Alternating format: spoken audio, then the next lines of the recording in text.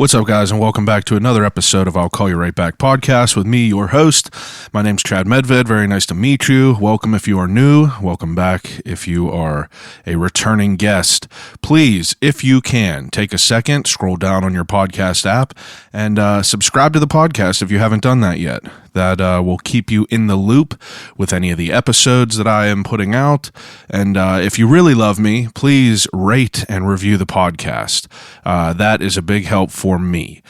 First thing is first, I want to say shout out to Turner's Premium Iced Tea and Turner Dairy Farms for sponsoring the podcast. They have been killing it. Turner Dairy is 90 years old. All right, they turned 90 this year.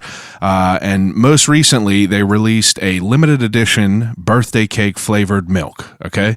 I've talked about this the last few weeks. It is available on shelves right now.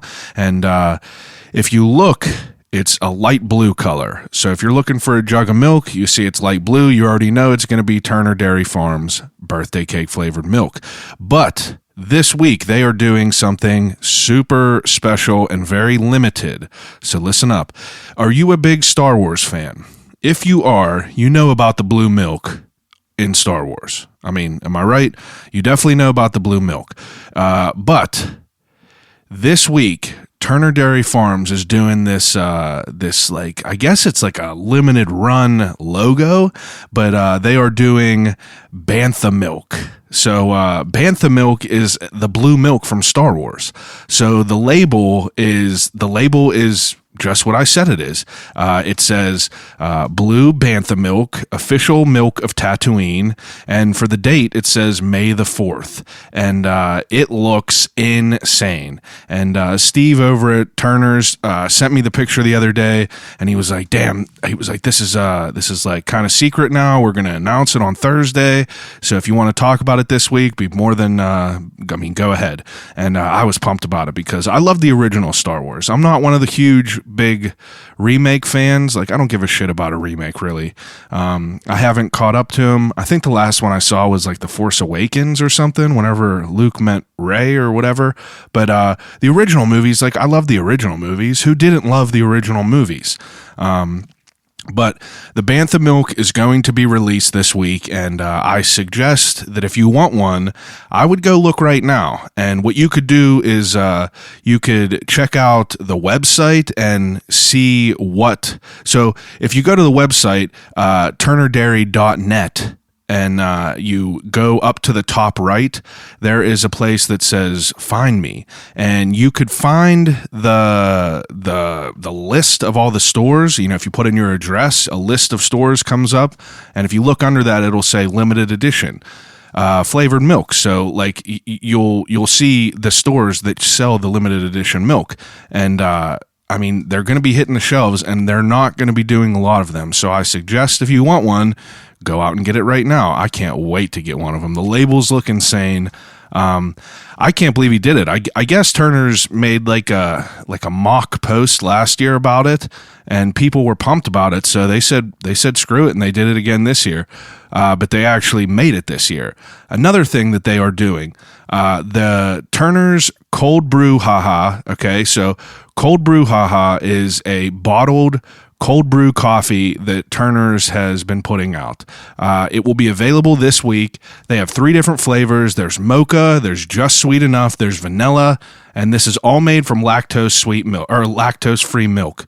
So, follow their Instagram, Cold Brew Haha, at Cold Brew Haha, and, check them out.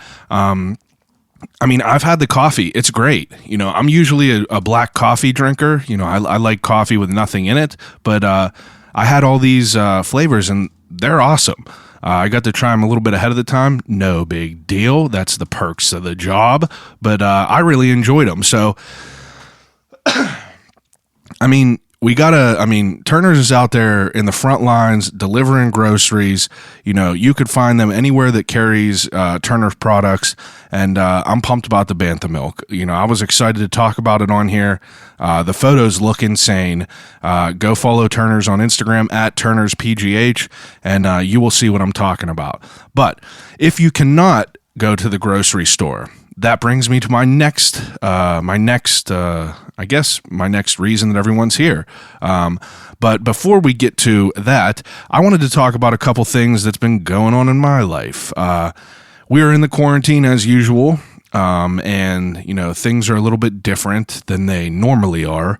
I've been bored as hell. I think this is day 34 that I've just been in my house. And the only thing that I've been doing is watching TV and baking sourdough bread. I've been kind of obsessed with bread for this past month and a half. And, I'm getting pretty into it. I'm really happy with how things are coming out, but, I don't really like going to the grocery store. We're in this time right now where, no one wants to go out to the grocery store. And this company called Chef's Warehouse talked to Matt at Streets on Carson and was like, hey, would your boy at I'll Call You Right Back be willing to have us on the podcast?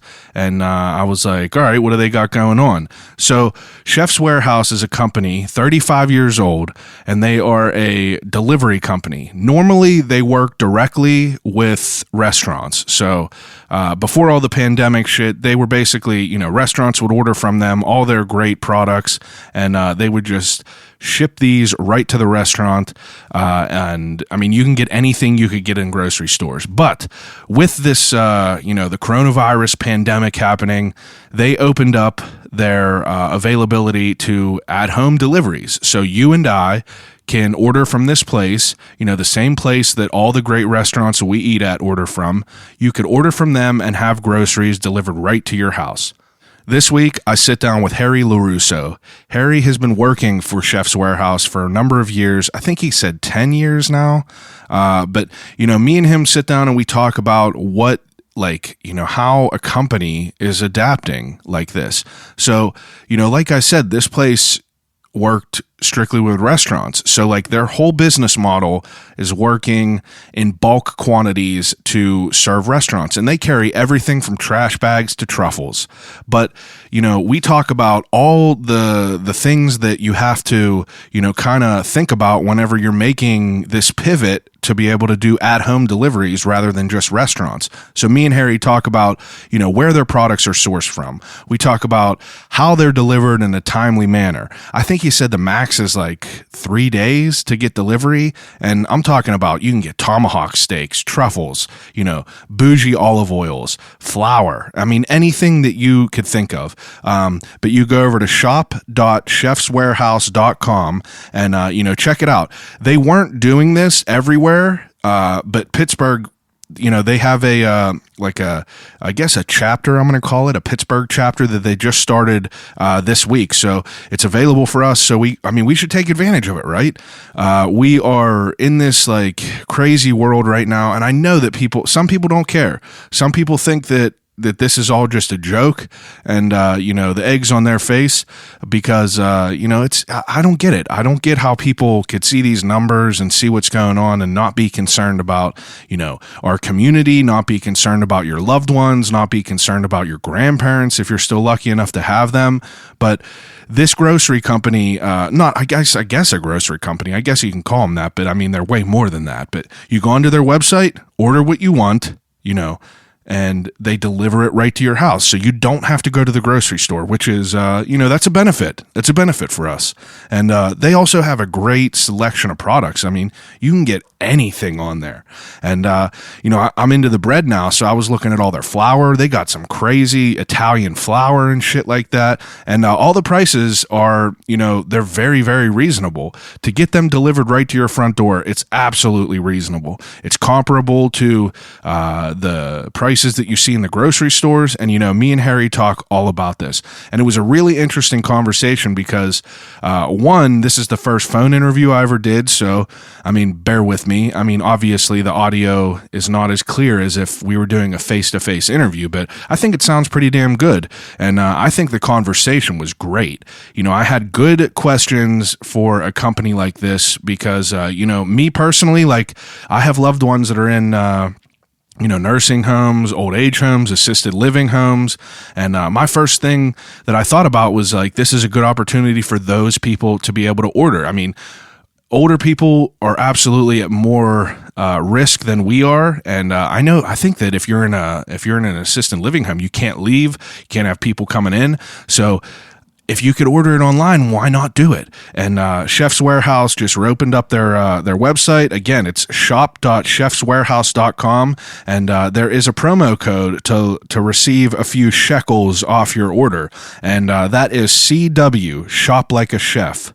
And if you go on the website, again, you could use the promo code CW, Shop Like a Chef, all one word, and you get a little bit of money off your order. But this conversation, I don't understand, or I didn't understand how a business had to adapt in these environments. And that's why I agreed to do the phone interview, because I thought it would be very interesting. It would be insightful to all of us, because, this is all something that is new for us. No one's really experienced this. And it's cool to kind of understand how the sausage is made, as the saying goes. Like, I just wanted to ask him, like, how are you guys still sourcing these things? How are you guys like dealing with like the food that you can't move right away? How are you, getting the food to people in a timely manner? Like, what are the products you use? How did this even come into play? And I thought it was a great conversation. So without further ado, episode 115 of I'll Call You Right Back podcast with Harry LaRusso of Chef's Warehouse. I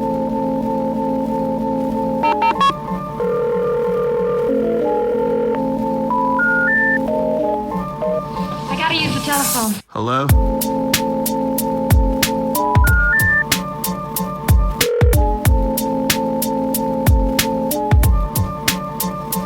Telephone. I'll call you right back. Call you right back. Telephone. I'll Call You Right Back podcast. All right, can you hear me? I can, yeah. Does this sound good to you? Yeah, it sounds pretty clear. Okay. Are you on speakerphone, or are you on just the regular phone? I'm on a regular phone through headphones. Through headphones. Okay. That should work. It sounds pretty somewhat clear. Can we just test it out to see what it would sound like if you put it on speaker, or is that not possible? So right now you're on speaker. Huh. Talk one more time. So right now I have you on speaker, and give me 1 second. I'll switch to just through the headphones. Okay. Now, right now I have you through the headphones. Okay, that doesn't make a difference. So you can go with the headphones. That's probably a little bit easier for you. And here's my thought too. I'll probably keep it on mute while you're speaking, and I do that. Man, everything has switched to Zoom or Skype professionally at this point. So, yeah.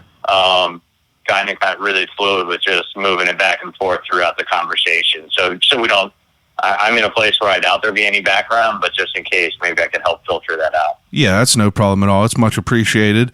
This is obviously something a little bit new for me, so we're kind of touch and go with it right now. But it sounds good. I think it'll be good. All right, cool. You're good to go. Let's get started. Okay. I usually just do a rolling intro, but obviously this is a different circumstance. So your name is Harry LaRusso? It is, yes. And you are, like, what's your title with Chef's Warehouse?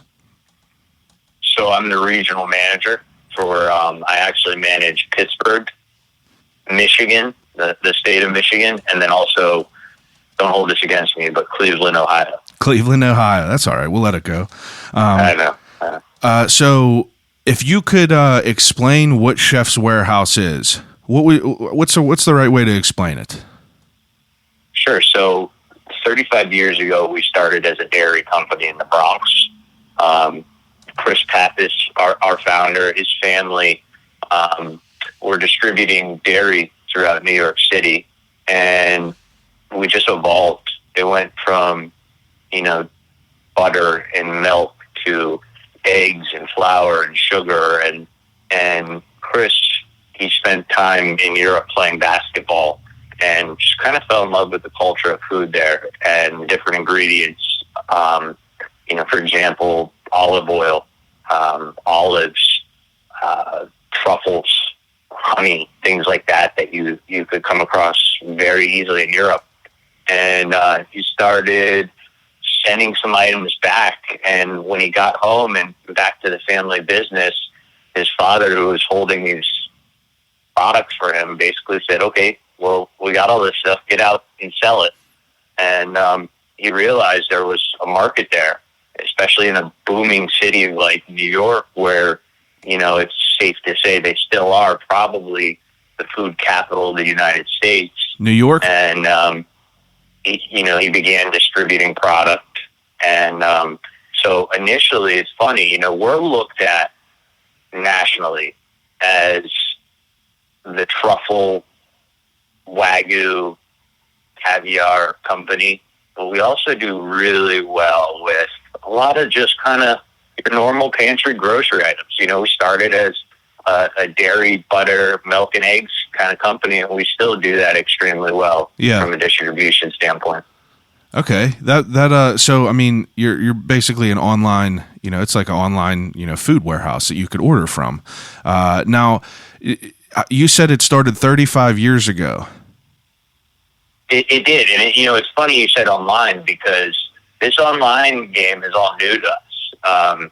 We are very much, I manage a team just here locally of 3 other people who we work hand in hand with Pittsburgh chefs. I see the chefs that I work with here in town probably 2 to 3 times a week. Yeah. And when they order, when a restaurant downtown wants 8-ounce fillets for a wedding, they call me, and everything's done through me, over the phone, interacting.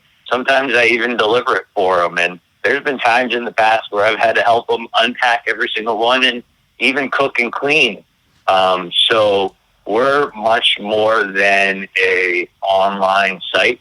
Yeah. Online is brand new to us. And the reason we're there with the online platform is because the situation, the trying times that everyone finds themselves in right now. Yeah, for sure. Now, the reason I ask that is, 35 years ago, were you guys just a brick and mortar store that people could come into, or was it still like by order over the phone and then have it delivered that way? So we've always been really relationship based. So if you kind of take it back 35 years, picture it more as a warehouse in the Bronx, and half dry, half refrigerated, where, let's say, a mom and pop pizza place in Brooklyn wanted really good imported flour, Italian flour, or a case of eggs or a couple jugs of milk. They would reach out to one of our salespeople. We'd throw it in a refrigerated truck and run it from the Bronx over to Brooklyn and make the delivery for them. Ah, okay. That makes more sense. I was obviously curious about it because I wanted to know what happened, before there was online orders and things like that. Like you said, you're a nationally based company. Now, whenever you guys started out, was it nationally based, or what was the time period of it being from Brooklyn to kind of expanding across the United States? So a lot of it happened through acquisitions. And for me, example, for my personal example, I worked for a company out of Columbus, Ohio called Michael's Meats and Seafoods. They were around for 50 years, and the kind of similar story, family owned and operated. Michael Block, as in Michael's Meats and Seafoods, was the owner. And, he is the premier meat provider to restaurants all throughout Ohio. And they expanded into Pittsburgh.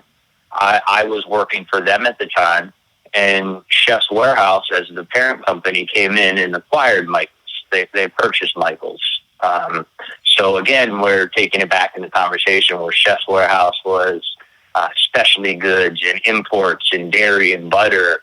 They wanted to get into the center of the plate world, the meat and seafood. And so they buy someone like Michael's, now all of a sudden they swallow that footprint, right? So if this New York-based company buys an Ohio-based meat company, one, they're selling meat and seafood now as complementary items to what they're already doing, and two, they're now in that footprint. They're in Nashville, they're in Cincinnati, they're in Columbus, they're in Cleveland, they're in Detroit. It expands their distribution area.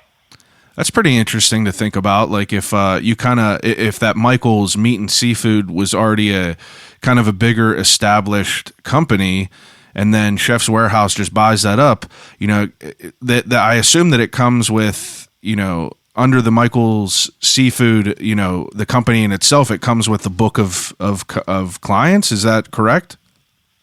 Absolutely. And, there's two parts to that. The most exciting thing, I think, and it's something that I'm extremely proud of.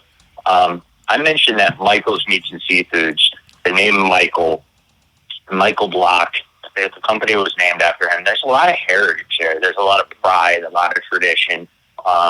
Even though we're publicly traded, the company is still ran like it's family owned and operated. Yeah. And,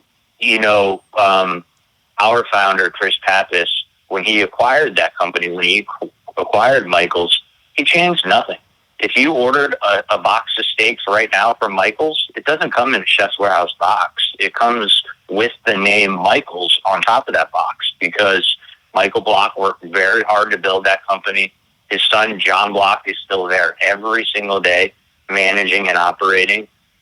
We wanted to take nothing away from the tradition and the namesake behind what built, a really well-established brand. So we haven't touched it, other than putting it under our umbrella of companies, because we've done this a couple times now. Yeah.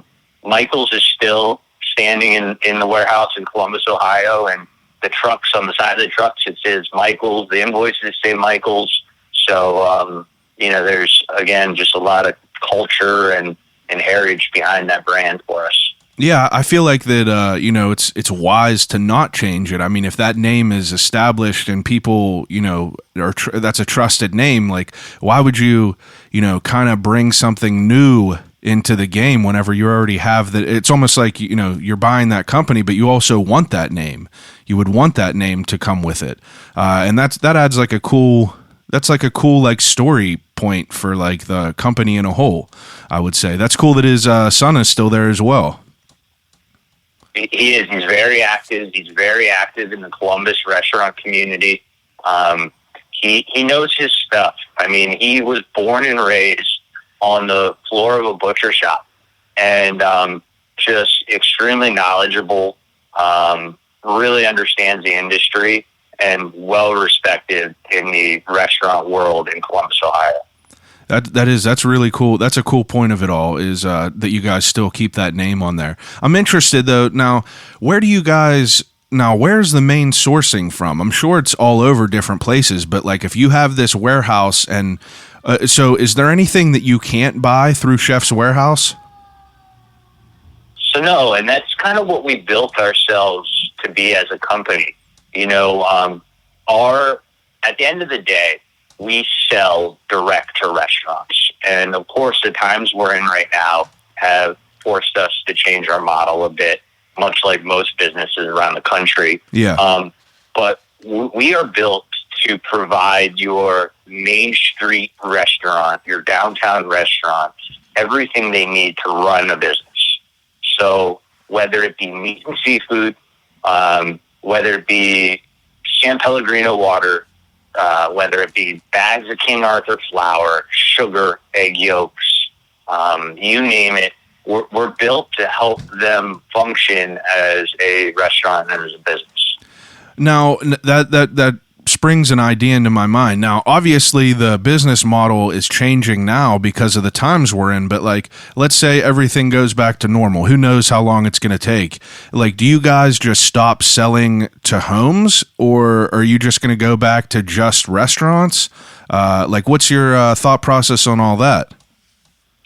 So we're never going to abandon the restaurant side. Yeah. We have built so many great partnerships over the years. we are known primarily for selling some of the top chefs in restaurants across the country. And, these are not just business partnerships. These are friendships. These are long-lasting relationships that have established over the years. And, people really do, business owners and chefs really do depend on us as partners. So that's always objective number one. That's our primary. Yeah. Where we found ourselves most recently when this, the COVID situation came into play, restaurants closed. They were forced to close. And that then forced us to close a portion of our business. And our goal is to still continue to support these restaurants the best we can. Yeah. So for the ones that are still open now for delivery and curbside pickup, we found a way to do no contact delivery of our product to them. So they'll place orders, we'll run trucks to them, and we'll deliver to them, but we'll check in the order instead of them, or we will manually sign the invoice instead of them. So there will be no cash transaction. Everything will be done online. So we found a safe model in place for the time being to service the restaurants that decided to not close, but in fact stay open for curbside delivery or delivery through DoorDash or Uber Eats, whatever it may be. Yeah. That makes sense. Now, what about the home aspect of it all once all this kind of goes back to normal? Like the ability for me to order groceries to my door right now. Am I still going to have that option whenever everything's back up and open, or do you think you guys will get kind of overran with restaurants again? So right now we're balancing it really well. The idea was, okay, we have this product, and basically the community aren't leaving their homes. Yeah. So initially, retail was hit so hard. I don't know, thinking back on the beginning of the stay at home, items like eggs, chicken, butter, toilet paper, paper towels were flying off the shelves in retail to the point where there was nothing left. And, in the same hand, you had people who were questioning, should I even go to the grocery store? Yeah, absolutely. Because, no one wanted to be out and crammed into one place. So we said, how quickly can we turn shop.chefswarehouse.com and turn it into taking these incredibly high-end grocery items that your favorite restaurant has used for a long time. But then also, we sell rubber gloves. We stocked up on toilet paper because I personally will speak on my experience. I get home delivery grocery at the moment, and there's certain things that I would place the order online here locally in Pittsburgh, and I would get a notification when the order was on the way that, hey, our grocery store is out of this, this, and that. So why can't we be that provider, complimenting these restaurants who are still doing hot meals delivered to your house? Why don't we deliver the rubber gloves, the chicken that, the raw chicken breast that maybe your local grocery store is out of, the butter, the eggs, the milk, the heavy cream, the coffee beans, items like that we could kind of complement. And so we went ahead and we launched the website, and the idea was it took off for us. It did very well, very fast. And so our next move was, how can we now help, again, circling back to the beginning of your and I's conversation, our partners. Yeah. And so we actually went nationally and proudly made the statement that 10% of all online orders that come through shop.chefswarehouse.com, we're going to donate back. We're going to cycle it back into the restaurant industry and contribute it to kind of like frontline restaurant workers that are laid off or furloughed, and kind of most affected by these trying times that we're all going through here in the industry. Yeah, that's awesome. That's a very commendable thing for that. Especially, it's such a weird time that we're in. It brings me like so many random questions that pop into my head whenever I think about this, because I see, like, I was looking at your website, and I've been baking a bunch now, so I was just looking at flour, and I see you guys have a great selection of flour. But I mean, that's just an example, but I'm sure you guys have 100 other things. But what I'm curious is like, how are you guys sourcing this? Like, where do you source your products from, and like, what's the process of that? Absolutely. And it's so funny. There's kind of a common theme turning to this conversation, and it's partnerships. We have partnered with so many vendors over the years. Our primary focus is always quality. Yeah. We will buy from people who provide us the best quality. And so whether it is a very small pork producer, family farm in Minnesota, or it's the top chocolate producer in the country, whoever we feel has the highest quality product at the most reasonable price that we could then turn and give the end user the most fair price, we basically allocate our buys based off of that model. That's pretty interesting. Do you know if there's any sort of like less of a supply now with all this virus shit that's going on? Like, is there, like, down the line, is it harder to get a certain product right now because there's, plants that are shut down? I guess the food industry kind of is somewhat open because I'm sure a lot of them are essential. Yeah, so they are. The idea right now is just to be as safe as possible throughout the production process. Yeah. For us, it's more so the demand. So, bringing in specific items like, let's say, an imported burrata from Italy.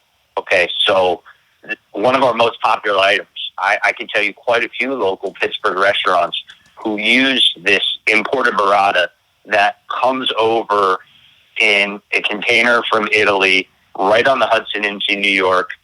I put it on a truck, get it to Pittsburgh the next day, and within a week of leaving Italy, you're eating it at a local restaurant. Wow. What is burrata? Yeah, it is. Yeah, burrata cheese. Oh, cheese. Okay, yeah. I didn't know what burrata was. Oh, yeah. It's you can picture it as almost like a form of mozzarella. Oh, okay. And so, but the demand for that, people, that doesn't translate well to home delivery. Yeah. And I don't mean it on our end. We could probably successfully deliver that to someone's home from a retail grocery standpoint, but more so if I sold it to an Italian restaurant who then wanted to dress it with fresh tomatoes, olive oil, and balsamic, that probably wouldn't travel well in a to-go container. Yeah, for sure.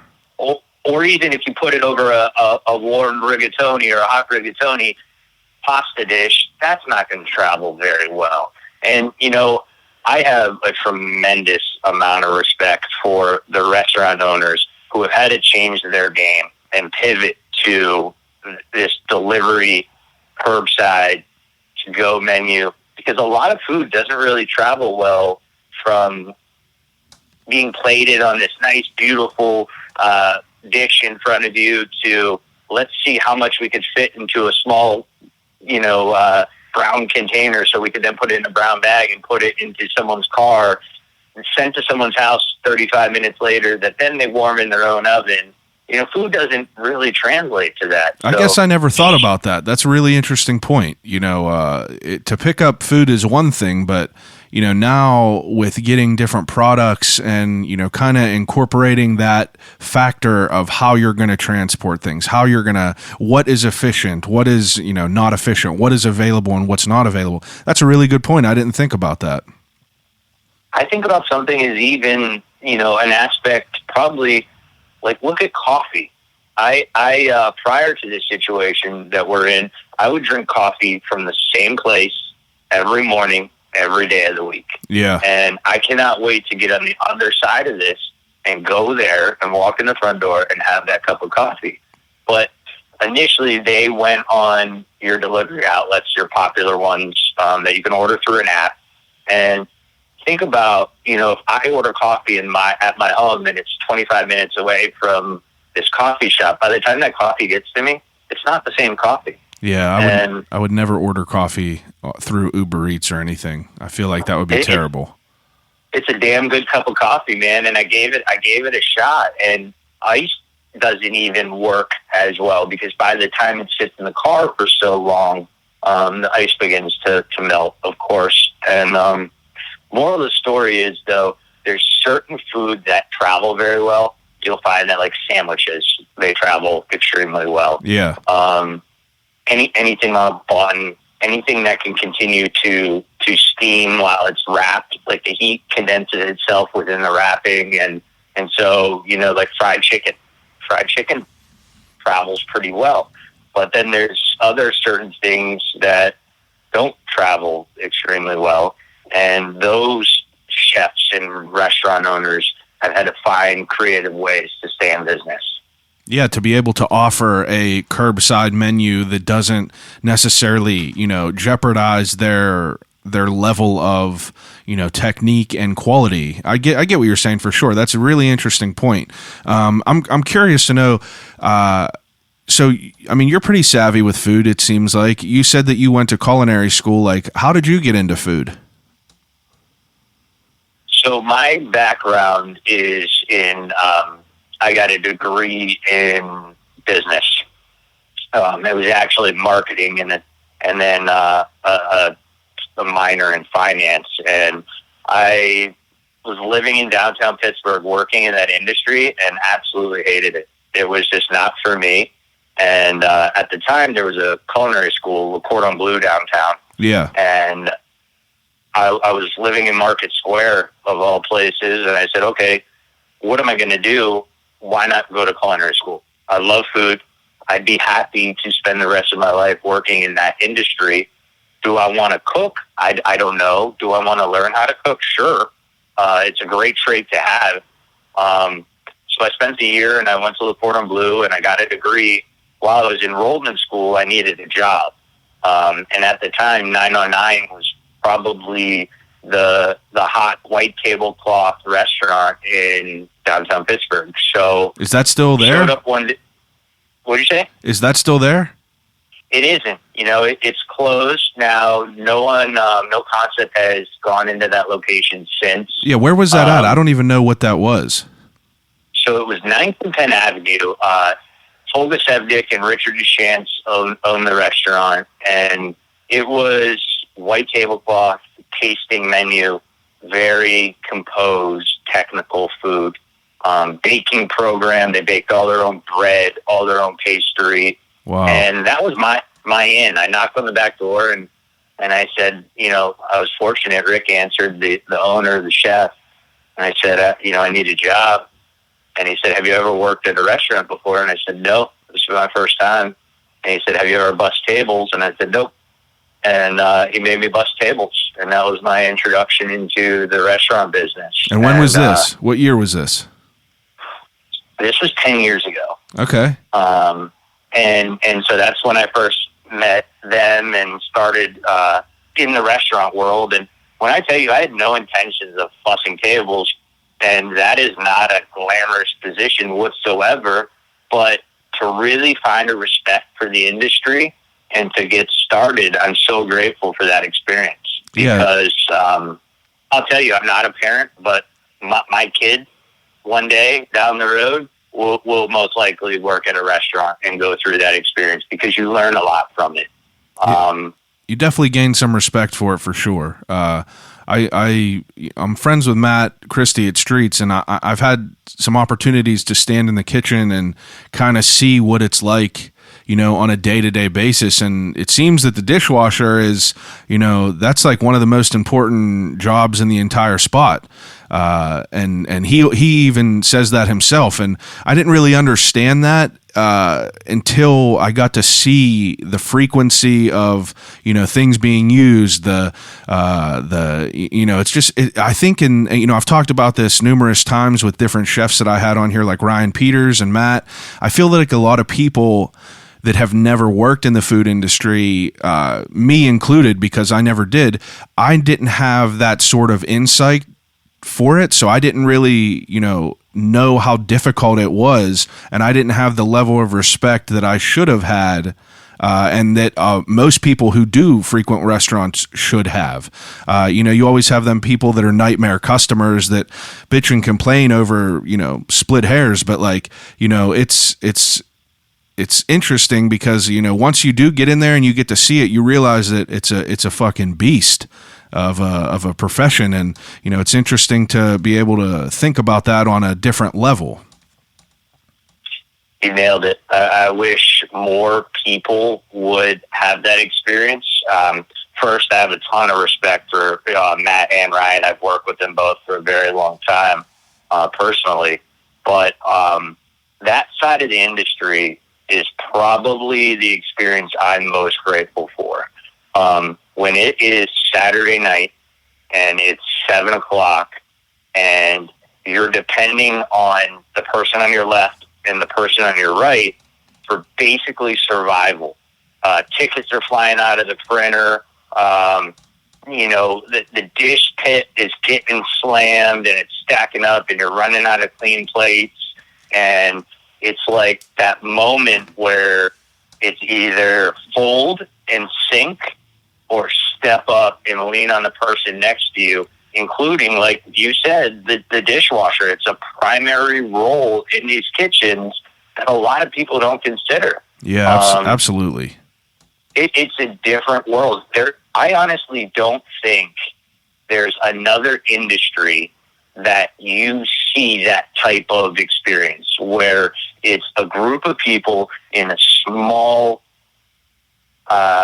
area just so dependent on each other, passing food products back and forth, passing utensils and knives and dishes, and pass this to the dish pit and relay this to the server, and this message, this dish run, account 4 scallops left. And I mean, it is the most controlled, hectic environment you will ever experience in your life.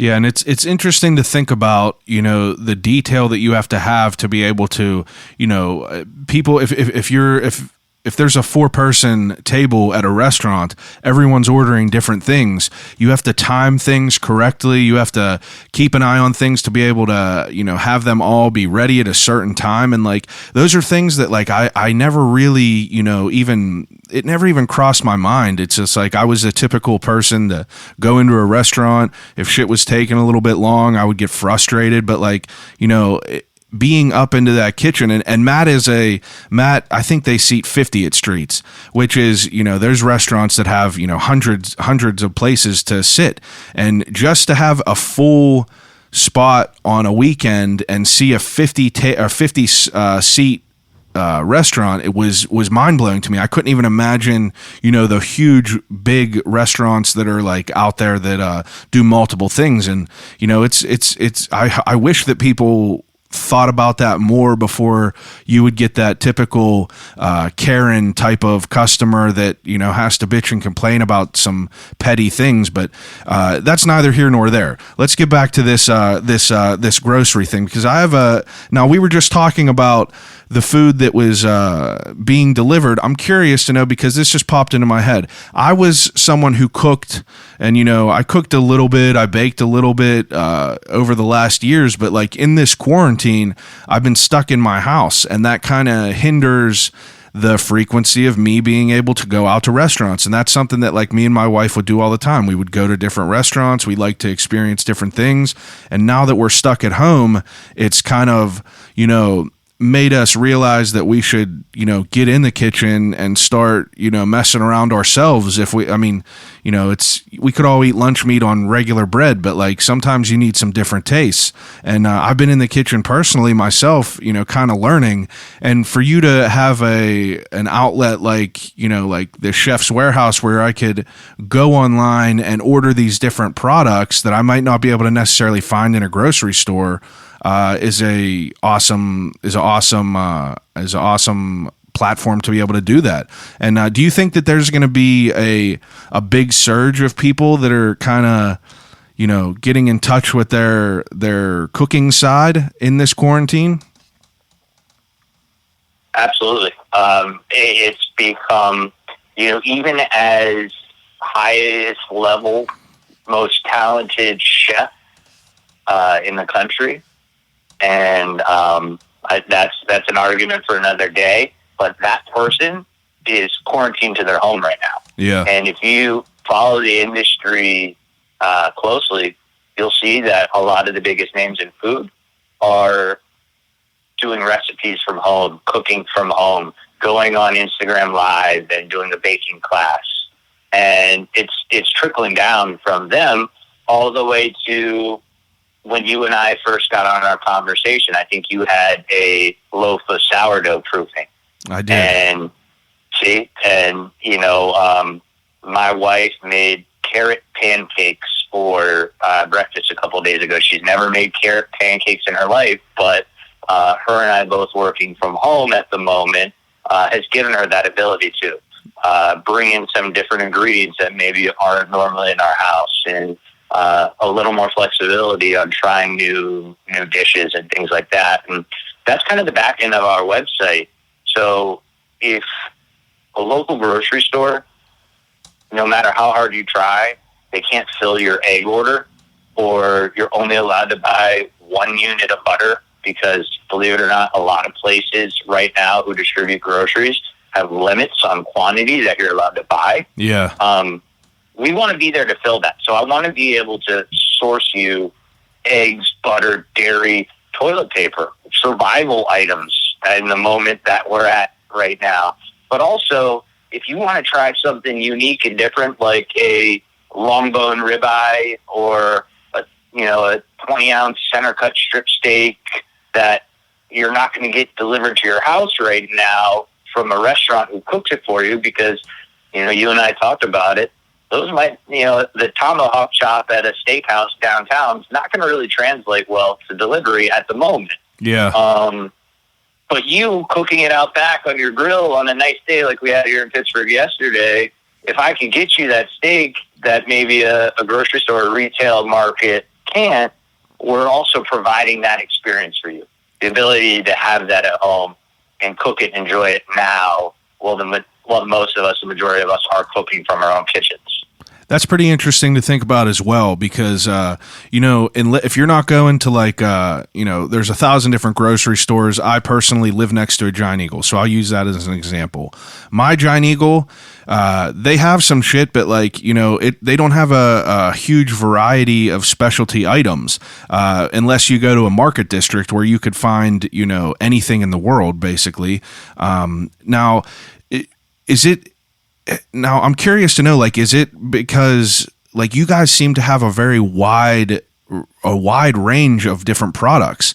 Obviously with grocers, they have to be more selective on what is on their shelves, because, you have to keep the numbers in a balance. You can't carry some super bougie ass, olive oil if you can't sell them at a grocery store.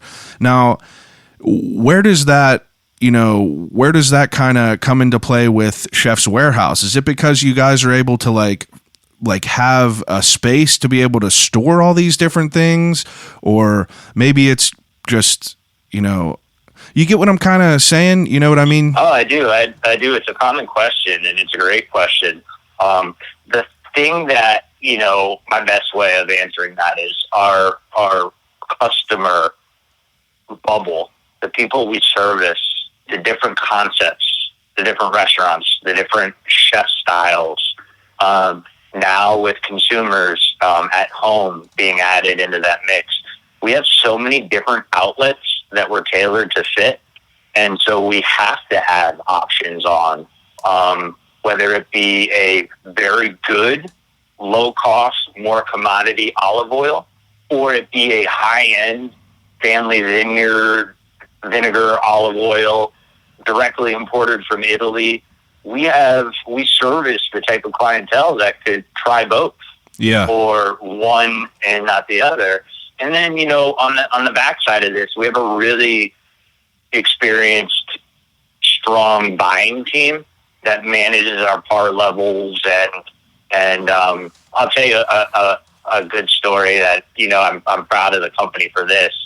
We have a concept here in Pittsburgh, who I've worked with for a very long time, who is doing a cocktail program delivered to your home, where they are taking cocktail bases and they're delivering to you from their bar program their cocktail bases, and you basically just add alcohol.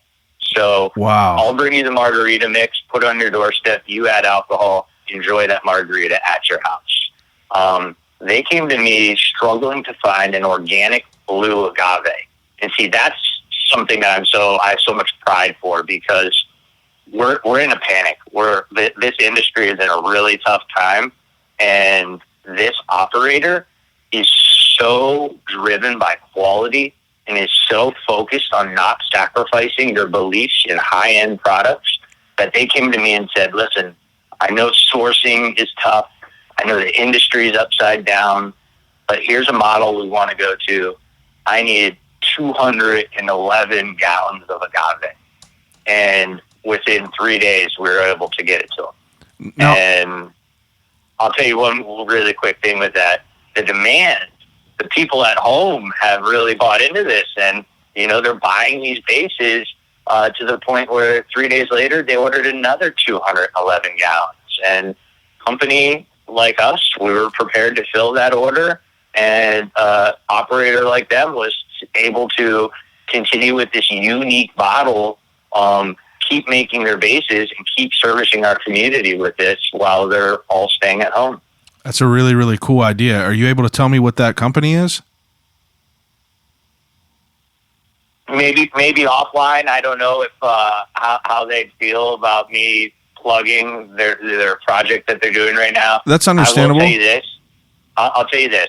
It's one of the most well-established groups, restaurant groups in our city. They're the OG. They were kind of the leader in our initial push to become a much more food-driven community here in Pittsburgh. And proud relationship of mine. They're strong operators. They run a very good business, and I think they're kind of, they're a staple for us here, and they'll be here long after this.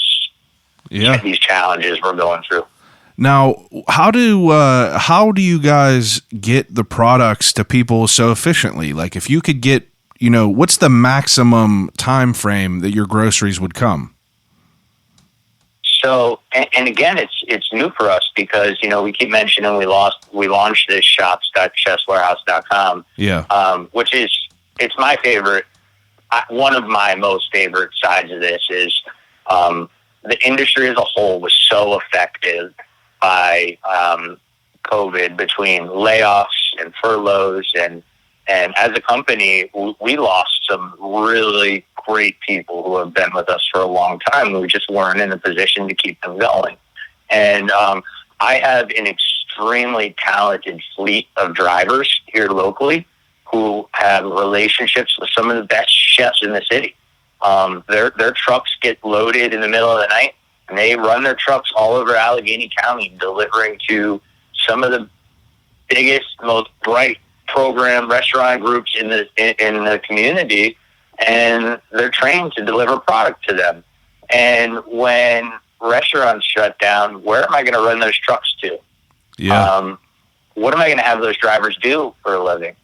So the ability to launch shop.chefswarehouse.com let me keep them on board. These drivers that are my friends, that I work with daily, that I care about their well-being, they are now handling all the home deliveries for us. So product comes in from our hub into Pittsburgh, It's put onto their trucks, the same trucks that I would run to your biggest restaurants in downtown Pittsburgh or across Allegheny County, and we'll run these food items directly to your home, no matter the borough, for contact-free home delivery.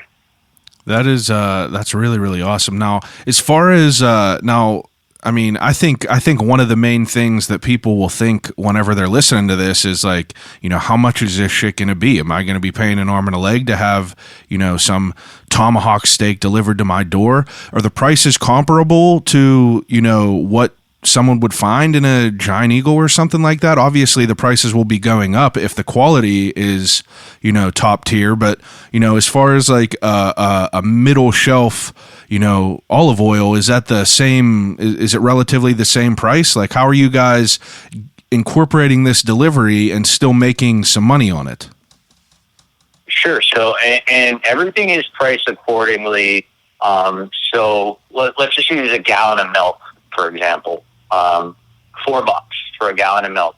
And on the back end of it, you think that, from a profit standpoint, where we are, we have a portion that goes towards our business. So running the business, maintaining the business, sourcing, obviously paying for the product itself, paying the vendor who sent us that gallon of milk, paying for myself, my team, the drivers, the cost of the truck that the driver's running, the paper cost of the invoice, the box.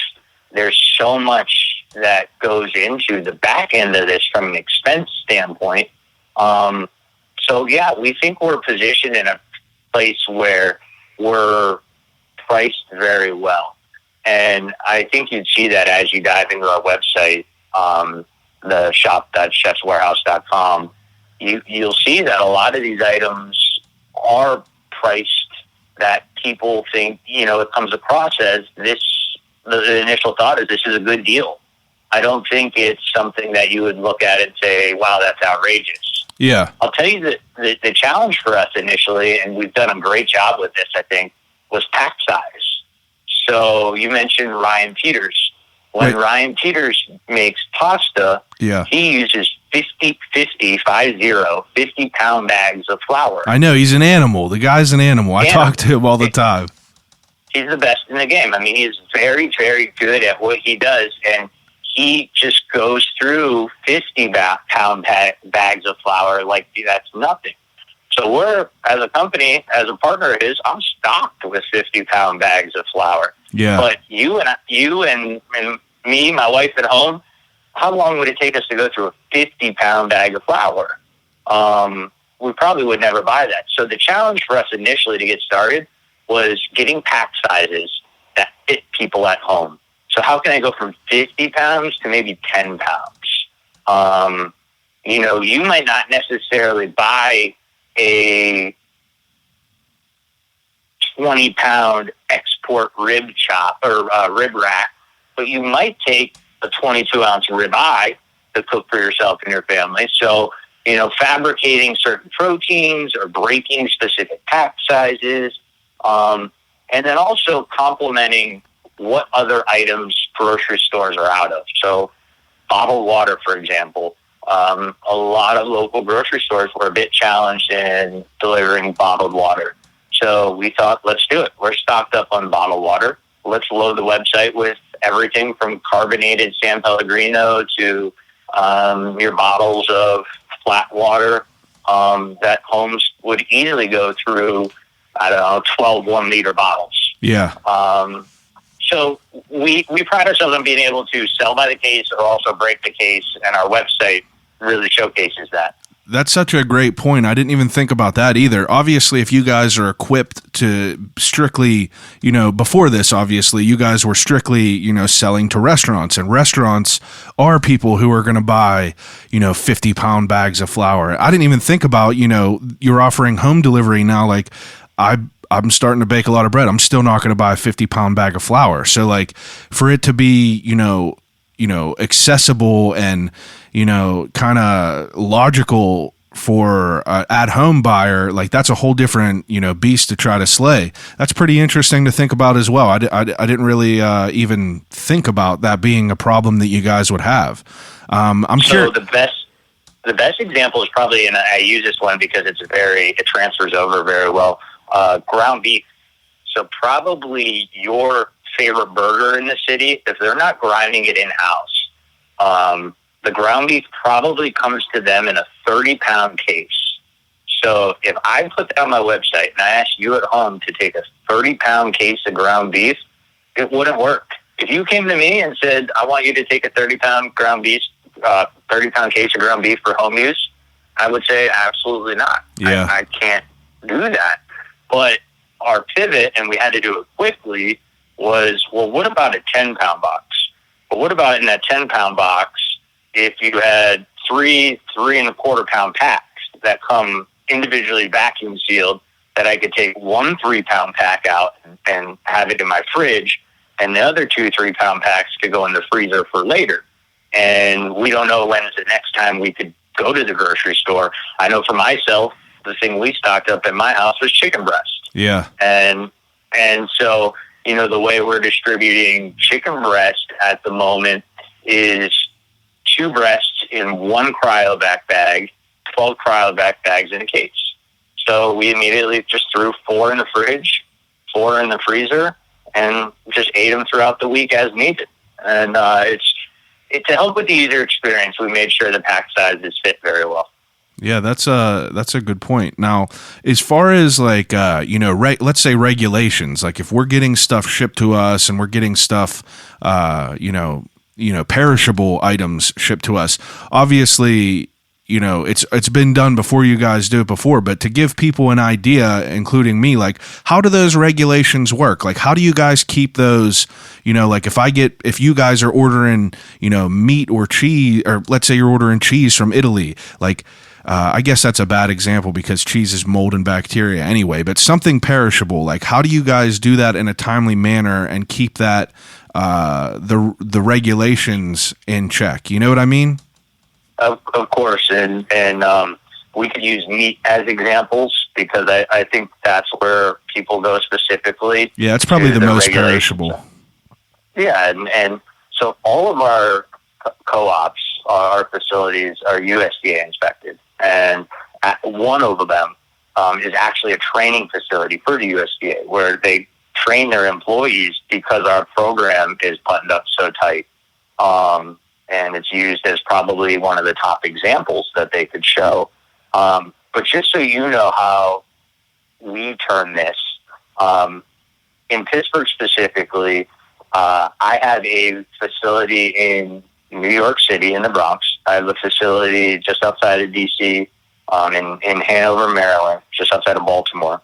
And in the middle of the night, we run a refrigerated transfer truck down from New York into Maryland, from Maryland over to Pittsburgh, and it goes right into a cooler here. So whereas if I was going to ship this through the mail to you, I'd have to worry about ice packs and styrofoam coolers and thawing. Ah, good point. This goes right into a reefer truck where the temp's controlled the entire way from the cooler in New York to the cooler in Pittsburgh. The entire distribution, we control the temperature to make sure when it hits your doorstep, it has the highest quality that we can promise. Huh. Wow. That's pretty interesting to think about that process of it all. Now, what about like, do you guys ever experience with spoiled food? Like what happens if you have food in your warehouse that, passes the expiration date? Like, you know what I mean? Obviously, that has to happen, right? Sure. And it does often. And I will tell you when it happened was probably the first 2 weeks of restaurants being closed. We are geared up and stocked to keep every local restaurant fueled and running on product, and that stopped overnight for us. So when you think about cheese and dairy and items that are perishable sitting on our shelves, we, as that expiration date got closer, we had to figure out changes and pivots and, saying, okay, this heavy cream is not expired. We're not at the expiration date, but chances are we can't sell it all before it goes bad. Yeah. So we have, let's say we have a 10-day window. What can we do with this in 10 days? Can we drop the price and give someone a really good deal? At the moment, with everyone closed, probably not. So as a company, we donated a lot of food. We donated it to local co-ops and outlets that said, hey, I got 2 weeks and a huge following and people in need. This isn't expired. It's still quality product. Let's give it back to the community who's hungry and needs product. And so, a lot of food was donated at the beginning of this. And it worked for us because we were able to help the community.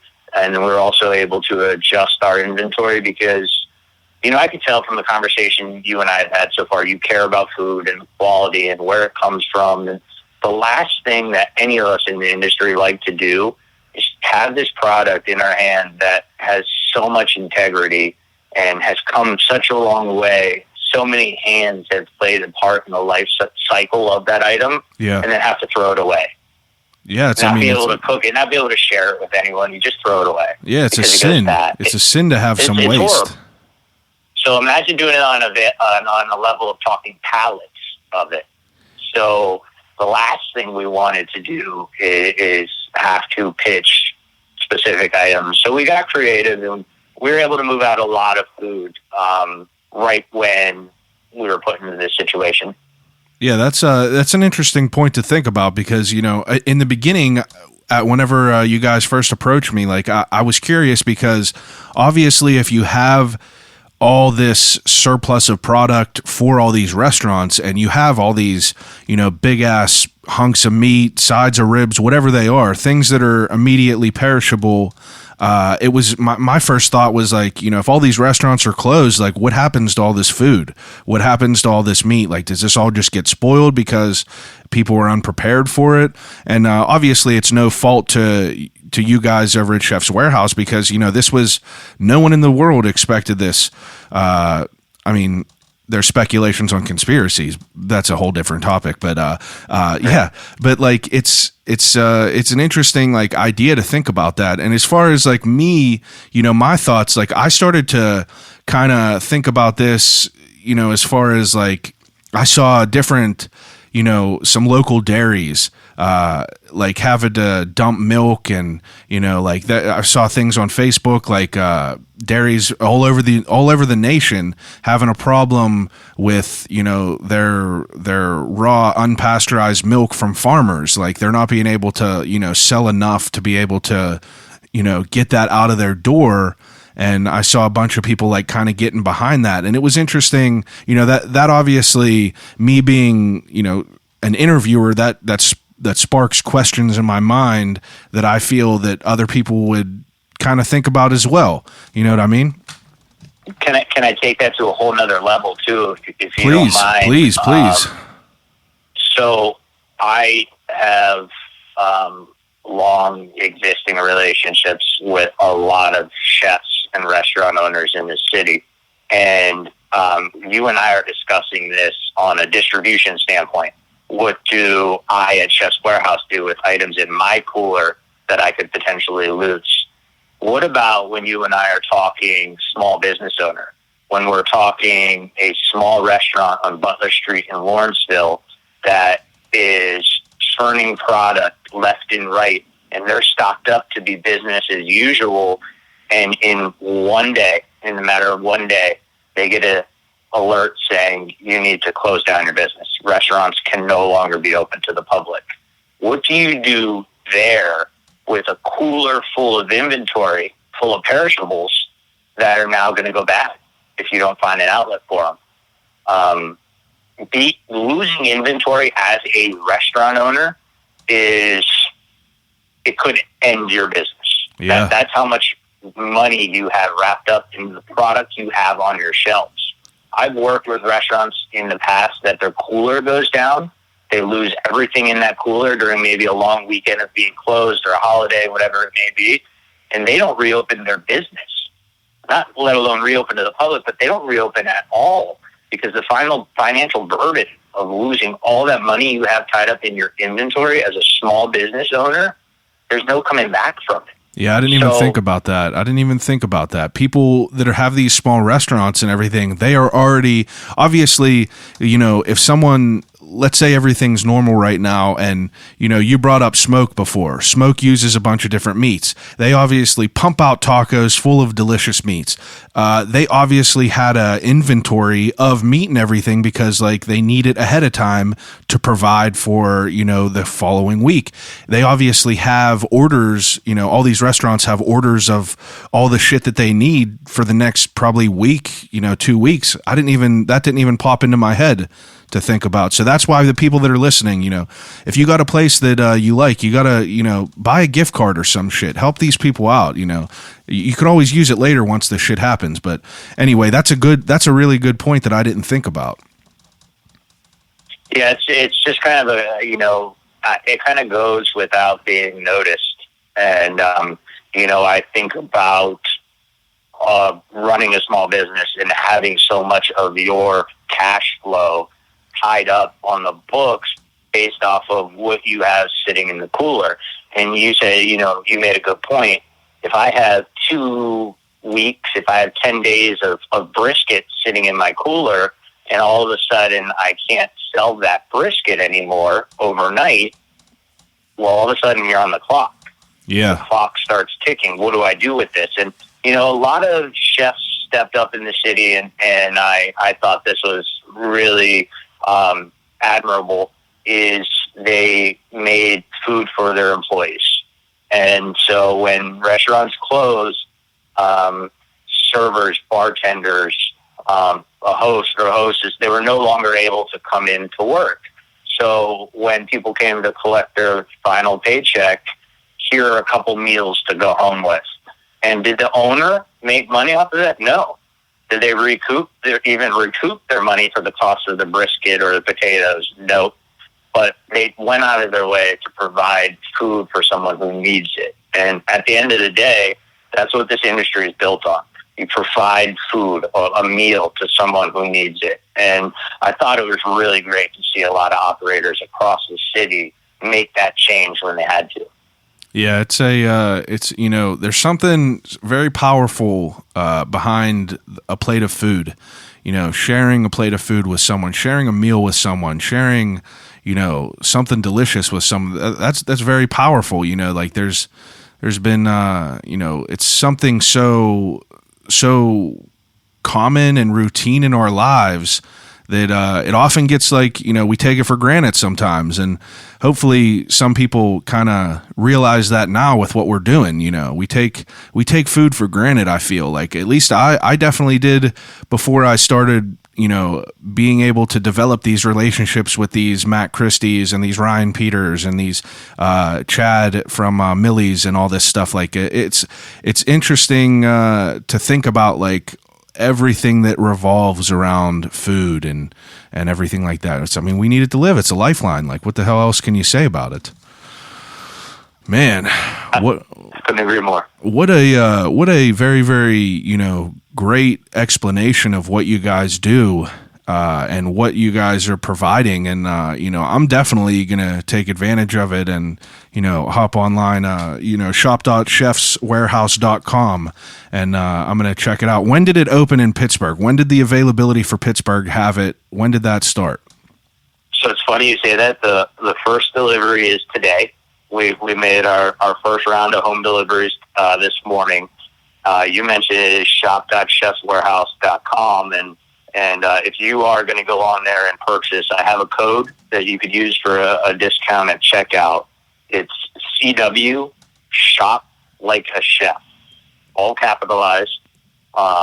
You're able to get a discount for your order. It's just something initially that we're going to offer to get it started. Yeah. And the biggest thing that I do want to mention again with this, and I want you to just keep it in mind when you go on there and explore our website, is, we're just extremely proud of the ability to give a portion of everything purchased on that site back into the community, back into the restaurant industry. Yeah. And that is our goal, because we will get on the other side of this. The sun is going to come out again on food service. And when we do, much like we are right now, where we're all in this together, same way we were before, where we were all in this together, we will be on the other side. And being able to help put at least some money back into the food industry is something that we're excited about.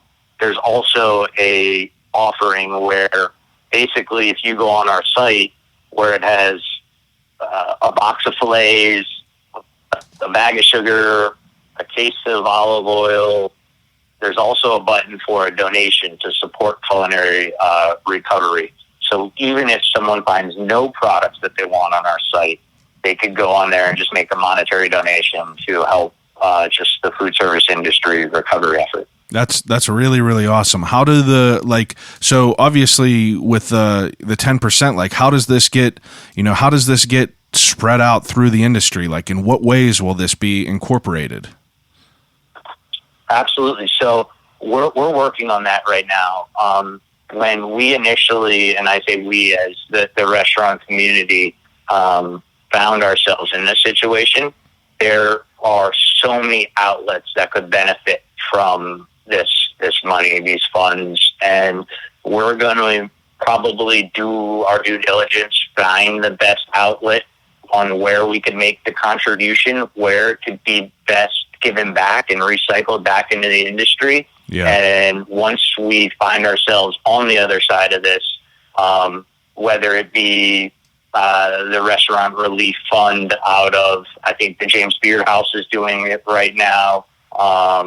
There's multiple others. We're going to find the right outlet, whether it be from us internally, directly to one source. And of course, we'll make it public. We're going to let everyone know exactly where we proudly put it, and cycle it back into the restaurant industry as a whole. That's awesome, man. That's great. I'm excited about this, being, personally, what got me thinking about this after we talked from the beginning is, as I mentioned it before, I was curious because, I have loved ones that are in, or old age homes, nursing homes, whatever you want to call them, and this is a good opportunity for people like that. If you have loved ones that are kind of there, and you guys deliver to these places as well, you know what I mean? I have my wife's grandmother and her great aunt are in a assisted living home, and it's no one wants to go to the grocery store right now at all. So this is an opportunity for people to kind of use this to their advantage.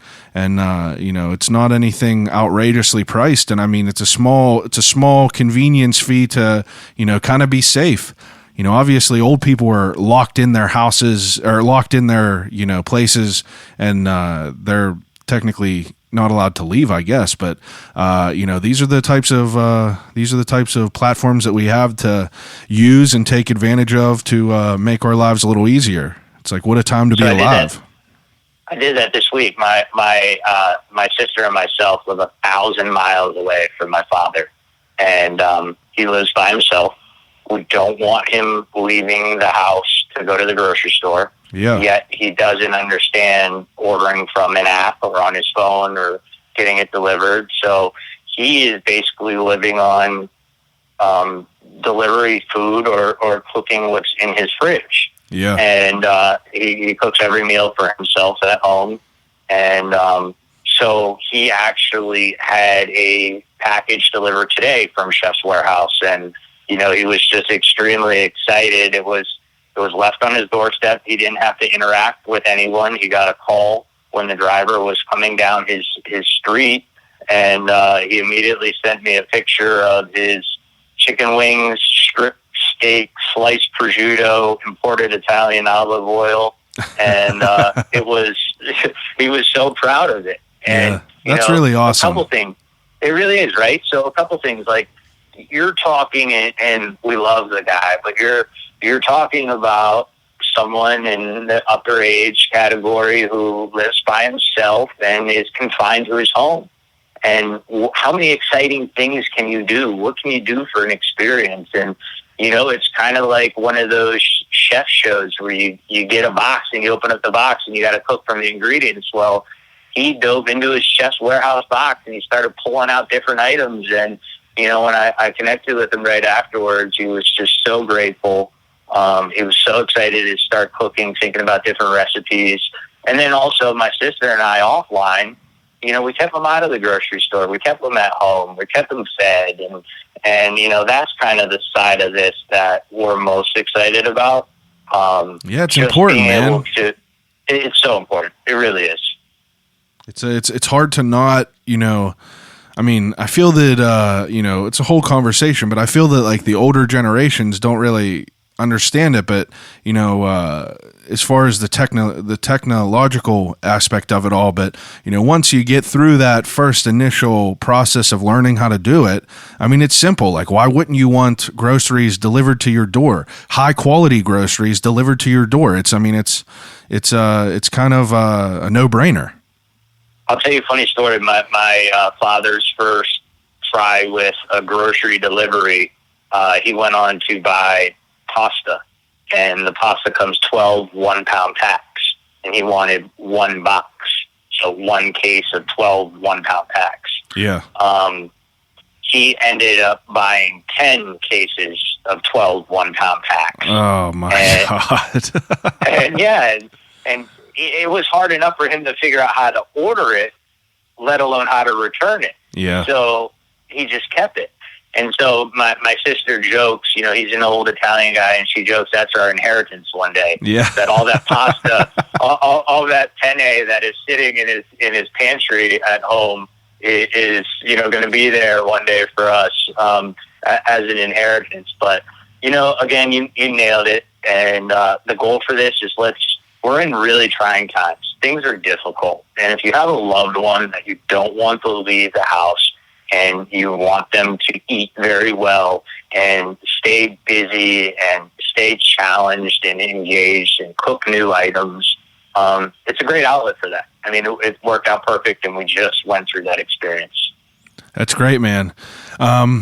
All right. I think, you know, this is obviously a special case of a podcast, but, you know, you're going to have to go through the same gauntlet that everyone else is going to. I do an ending segment with all my guests.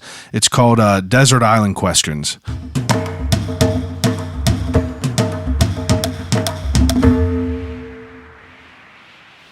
So Desert Island Questions is where I ask each of my guests I give them three categories to pick. You know, it's been so long since I even gave the whole spiel with Desert Island Questions, I almost forget it. But anyway, Desert Island Questions is where I give each of my guests three categories to take with them on a desert island to exhaust until expulsion. So are you ready to offer your input? Okay. Yeah, absolutely. I know I didn't even mention this beforehand whenever we talked, but I do this with every person that comes on here. So you're no different. It would have been nice to prep for it, but that's okay. That's all right. You're not supposed to prep for it. So the first category of things to take with you on a desert island is things to watch. So whenever I say this, that means that you get three choices of things to take with you to watch. It could be TV shows, movies, YouTube series, whatever you want. Three choices. All right. I get three different categories of that. I will go, you know what? I'm not a huge TV person, but I do find myself watching a lot of kind of reported content, whether it be on YouTube or different media outlets. So I'll take YouTube as one. Okay. No. Wait. I'm talking about like you get to pick like three different movies. You get to pick like a TV show, but you get three choices. You got to be kind of specific. Cool. I can absolutely dive into that. And I'll cross over a couple different categories. Big fan of David Chang. Okay. Yeah. Enjoy his Mind of a Chef series. Also like what he did with Ugly Delicious. Yeah. So if the rules are okay with me piling that into one basket, absolutely, I'll take his content. So if you're obviously in the industry, you run a podcast. His podcast is very good. I'm a longtime listener to his podcast, but also what he's doing from a media standpoint with the old series of Ugly Delicious, or excuse me, Mind of a Chef, but the new series of Ugly Delicious, just very entertaining and gives you a really good glimpse into the restaurant industry. Yeah, I agree. Now, is that, I'll count that, we could count that as two choices, but you got to pick one more. Pick one more. I mentioned I don't watch too much. How about, I'll give you one more that I do watch. I am a fan of Billions, the TV show Billions. And Billions. I don't, is that HBO? It is, yeah. I believe it's HBO or Showtime. And what got me engaged is it is Brian Koppelman, who produces it, is a very big food person. He is, at least they film out of New York. And so towards maybe season 2, he got really engaged in having chefs come on the show. So David Chang did a bit on the show. Wiley Dufresne did a bit on the show. And so it's kind of neat. I kind of build anticipation myself prior to an episode, saying which chef is he going to have on this episode, or he'll go to a New York restaurant and he'll have a meal there, and you'll see their logo and their chef in the background, and he builds that type of exposure into this show that's based off of finance and business, but he's shining a light on the restaurant industry as a whole, and I do find that very entertaining. All right, those are good answers. Okay, so the second category, I usually ask people 3 books that they would take with them on a desert island, but I'd like to ask you something different. What are 3 necessities? What are 3 ingredients or products that you think are necessities for each person to have in their kitchen at all times? Oh, that's done. I could. That's an easy one for me. My favorite product. Oh, I got to be careful too, because we work with a lot of tremendous, talented vendors and producers. I don't think it gets much better. Duke's mayo. Are you familiar with Duke's? Duke's mayo. I don't know if I am. I'm gonna have to check it out. Duke's mayo is the best in the game. They are so good at what they do that I could confidently tell you that Duke's is something that, I'll die one day and I might ask my wife to bury me with a jar of Duke's. Really? That good, huh? That good. I'm going to write it down. We use much more from a mayo standpoint than Duke's. All right. In the same category as someone who's very good at what they do, and it's versatile. You're putting Duke's on a burger, or you're putting Duke's in tuna salad. It's just an extremely high quality product. And likewise with that, I'll probably throw you Martin's potato rolls. Martin's potato rolls. Oh, if you're not familiar with Martin's, some of the best burgers in the country are served on a Martin's potato roll. And the thing to do as a chef was to make your own bun until you had Martin's. Martin's provides a bun that just is soft. The bottom doesn't get soggy, so when you get halfway through the burger, the bottom falls apart. The bottom of the bun doesn't happen with Duke's. It's always soft enough. It's got great shelf life. Duke's is definitely one of my favorite items that we work with. Okay. And would be one of those items that I would have to have with me if I was on an island. Okay. All right. So let me go to the third category. The third category is 3 things to listen to on a desert island. So if you could take 3 CDs on a desert island, and to make it a little bit easier, you could pick, some greatest hits. You could pick an artist. I mean, it's up to you, but 3 of your favorites. Okay. Not a huge music guy. So not a huge music guy. I'm a podcast guy, and I'm going to give you some love here, man. I spend a lot of time, if I have headphones in or something plugged in around the house, it's typically a podcast. Who are 3 of your favorite podcasts? So they're all food related. for the most part. I am, I mentioned to you David Chang. I think, his podcast, going from being a chef and working in a kitchen to making a transformation to working a podcast, working on TV. He's done a great job just going through that process, and his podcast, the content, the people he has on, I think I find that very entertaining. Sticking in the same world, I'm a big fan of the chef Michael Chernow out in New York. Michael Chernow founded the Meatball Shop. He also owns a seafood concept called Seymour's, and he started a podcast called Born or Made, and it's really cool. He has a lot of small business owners, successful entrepreneurs, restaurant owners, and he basically runs them through a process to try to digest if they were born to be in that position, or if they made themselves throughout the process of life to get to the point they made themselves that successful. Wow, and that's much a cool like you idea. much like you end the podcast with these questions, he ends with a diagnosis of that entrepreneur, business owner, or chef deciding if they were born to be in this position or if they made themselves throughout their life to be in the role that they're in now. That sounds awesome. I'm going to have to check that out. It's a good one, man. It's a good one. And if I could throw one more at you, I would have to say, and it sticks with The Ringer, which is the platform that Dave Chang's on. House of Carbs is one that I just recently started. That's a podcast? It's a podcast, yeah. Obviously, the name House of Carbs, it's a play on names, and again, just really industry related.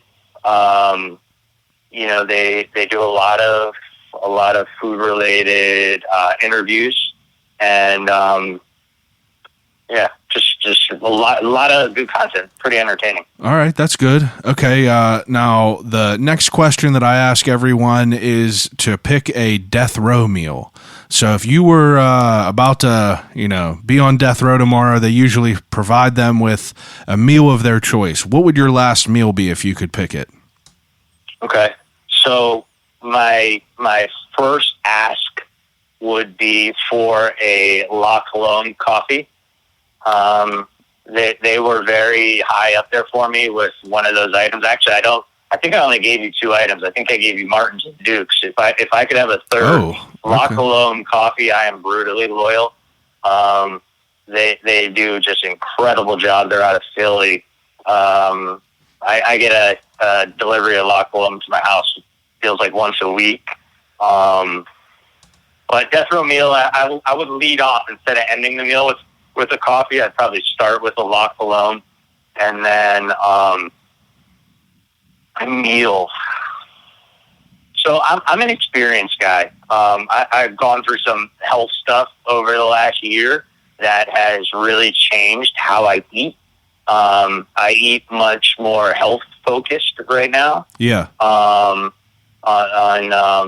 limiting carbs, and I wasn't like that before. I was a big burger and pizza guy prior, and going through some health stuff, I've had to focus on clean eating and whatever that may be. Yeah. And so for me, I now eat based off experience. So if I'm going to eat this, is it going to come with more than just filling a void in my belly, right? Am I going to eat this cold leftover pizza just because it's there? Or am I going to go out for the best damn slice of pizza that I could have, and it's not just a meal, but it's an experience. I'm there enjoying it, valuing my time. So I've ate some good meals. Montreal's probably my favorite place to eat. They have some chefs there, like the guys at Joe Beef or Au Plat de Cochon. There's some really great places to eat there and some memorable meals. I recently did the omakase, the tasting at Sushi Nakazawa in New York. Wow. That is off the charts. It was kind of like bucket list for me. Okay. Just wanted to get there. And watching these chefs work in that type of environment, it's kind of like a conductor of an orchestra. You know, it's just the pace and the elegance, and you know, it's a great experience. But I would say final meal, I would probably, and I'm going to go outside of Pittsburgh, if you don't mind. Yeah, anything. All right, I work with a lot of great chefs here, and there's so many meals that I would have locally that I would be more than happy being my final meal. And but I would say it's probably going to be the burger from a concept called Fort Charles. It's a little supper club in New York City, almost impossible to get into. I've gotten lucky, just walked up to the door and they never have anything open, and twice was able to get in. And, you know, the place is you sit shoulder to shoulder, and it's tight quarters, but they just put out one of the best, just simple burgers. And if I was going to kick it tomorrow, I would probably ask for one of their burgers prior. All right. That's a good answer. I love a burger. Love a burger. Okay, so the second to last question that I ask is actually, I'm sponsored by Turner Dairy Farms, and I do a segment called the Turner's Crate. And the Turner's Crate is usually where, I have a crate here, and each guest that I have on submits a question into the crate. And usually you'd be with me face to face, and you would pick this question yourself through a crate full of folded up paper. But I'm going to pick this for you right now and read it for you. Okay. All right, fire away. So, it says, let me get it. There we go. I dropped it. Sorry. Okay. If you were stuck on a desert island and have to cut a foot or a hand in order, I'm sorry. I can't read. If you were stuck on a desert island and have to cut off a foot or hand in order to leave, which do you pick? And that's by DJ Afterthought, episode 27. Yeah. So there's a lot of island questions here. Well, or being stuck on an island. I'm definitely not traveling anytime soon. Yeah. Foot or hand? I would probably. I feel like I'd give you a hand. Hand. Give you a hand. Yeah. I feel like I would have to cut off my foot, because a hand, I feel like you use them you use them for pretty much everything. If you have your feet, you're just, I guess it's a give and take for both of the choices. I can see both sides of it. I just personally feel like from a day to day, I'd probably move forward and function better with one hand rather than one foot. That is a good answer. Okay, sir. The last question that I ask everyone on the podcast is, if you could have a conversation with anyone alive or dead, who would it be and why? Anyone alive or dead, who would it be and why?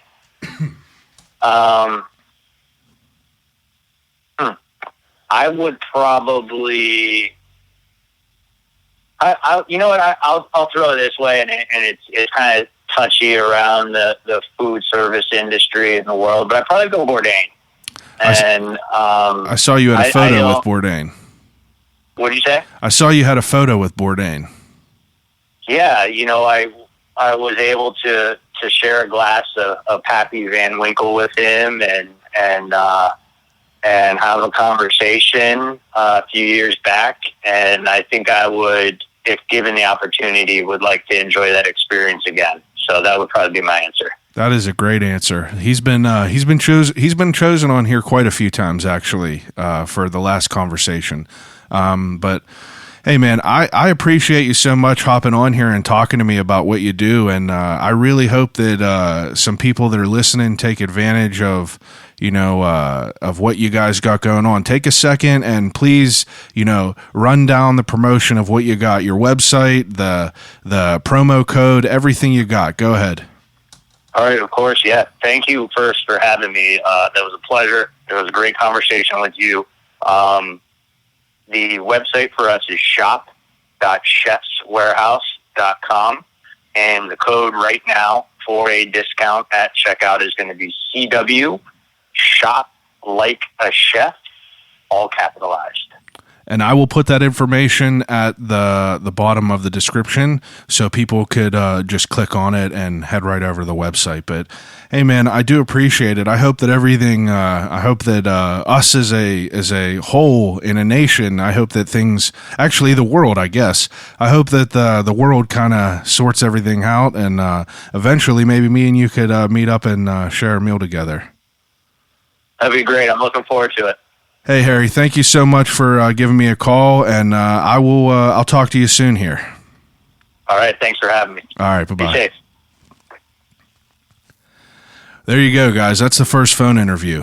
I am super happy with how that went. Harry seems like a great guy, and I'm urging all of you, like, I'm definitely going to hop on this shop.chefswarehouse.com, and I'm going to check out what they have available because, along with you, I'm sure that a lot of people have the same mindset as I do, and, I just don't want to go outside, and if we can, kind of find another way to keep us from being out there, it might, why wouldn't we take advantage of it? And to have groceries, high quality groceries delivered to your front door, why wouldn't we want to use that? Especially he's thrown us a promo code, and that is CW Shop Like a Chef for a promo code and a discount off. But I appreciate everyone listening as usual. I hope the sound was good on the phone interview, and I'm going to just keep trucking forward with the rest of these. Every week we're dropping new episodes. There's no breaks over here. So I appreciate everyone listening. Please subscribe and rate the podcast, and I'll call you right back.